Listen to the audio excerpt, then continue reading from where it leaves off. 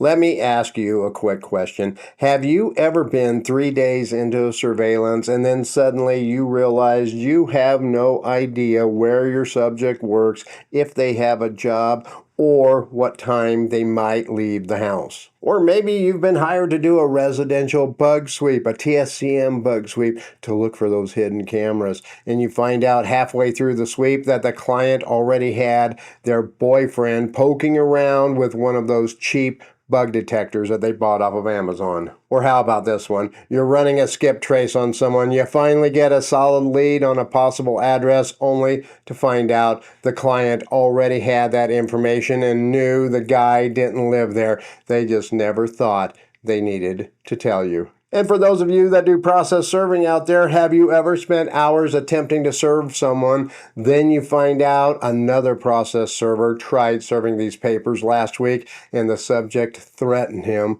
at the front door? If any of those sound familiar, I want to share something with you today that changed the way I run my business, and it has nothing to do with how I handled the investigation itself. Every single one of those problems I discussed have happened to me personally, and they all started before the investigation ever began. Not in the field, not during the investigation, but during the intake process. And the worst part is none of it was the client's fault either. You see, your clients aren't hiding things from you. They just don't know what is relevant and what is not relevant. This video is sponsored by OREP Insurance and Working PI Magazine. OREP is a leading provider of private investigator liability insurance.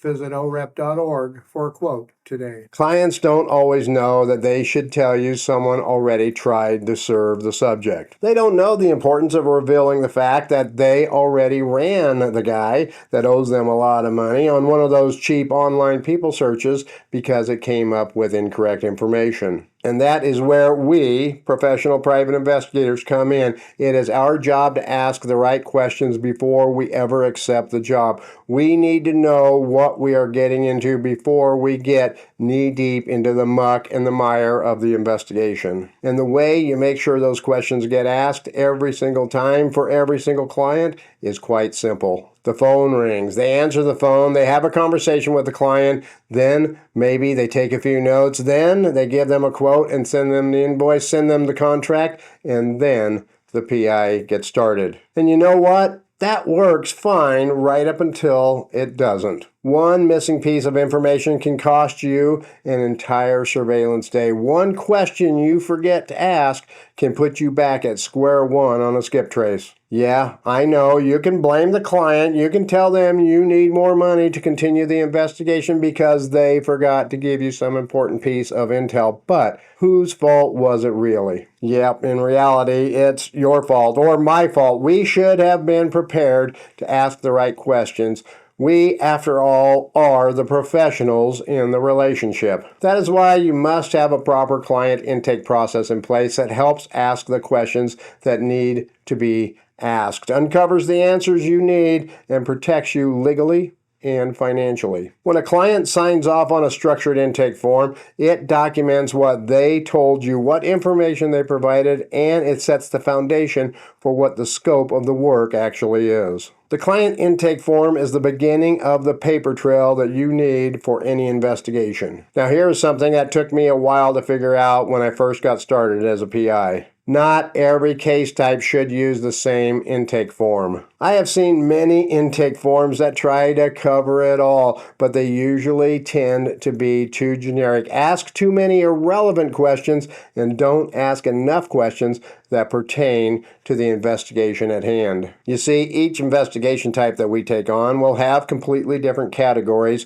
of critical information that is needed to formulate a plan and an accurate quote for the client. For surveillance cases, you need to know the subject's daily routine. Where do they work? What vehicles do they drive? And what does their typical day look like? Without that foundation, you're going in cold. For TSCM bug sweeps, the history of the location is what matters most. Has anyone been in recently for any kind of an inspection or repair? Has the client moved things around or had anyone else looking for devices? What areas are they most worried about and why? The answer to these questions can affect how you approach the sweep and what you might or might not find. For skip traces and locates, you need to know what the client has already done or what they already know. Have they run the subject through online databases? Do they have a phone number or the last known address or maybe a close relative's information where they may be staying? That information, even if it turns out to be outdated, gives you starting points and keeps you from chasing dead-end leads. For process serving, previous attempt history is vital information you need to know. Has anybody tried to serve this person before, and what happened? Did the subject refuse? Was there a confrontation? Were there any threats being made? When were those attempts made? What days? What times? Were there any vehicles present during those attempts? Knowing the history changes your approach completely, and it protects your safety. For background checks, the purpose of the check matters as much as the subject. Are we talking pre-employment screening, a tenant check, due diligence on a business partner? The purpose of the investigation or the background check affects the scope of what you are looking for, and in many cases, what you are legally permitted to report back to the client. And for infidelity cases, the intake is the most sensitive of all. You need to understand what the client has already observed, what they are expecting from you, and whether they are emotionally ready for what you might find. Setting those expectations up front before the case starts saves a very difficult conversation down the road. Every case you take will have very specific questions that you need to ask the client, and getting them wrong, guessing without knowing, or leaving the answers unknown can derail any investigation before it ever gets off the ground. Which is why I put together a complete client intake form bundle specifically for private investigators. This bundle includes separate forms, one for each of those types of cases that we covered: surveillance, TSCM, background checks, infidelity, skip tracing, and process serving. It also includes a guide that walks you through how and when to use each form in your intake process. Now, these are not generic business templates. They are built from real PI experience for real PI work. Now, if you would like to grab this bundle for yourself, I'm going to put a link down in the description below. The bottom line is this: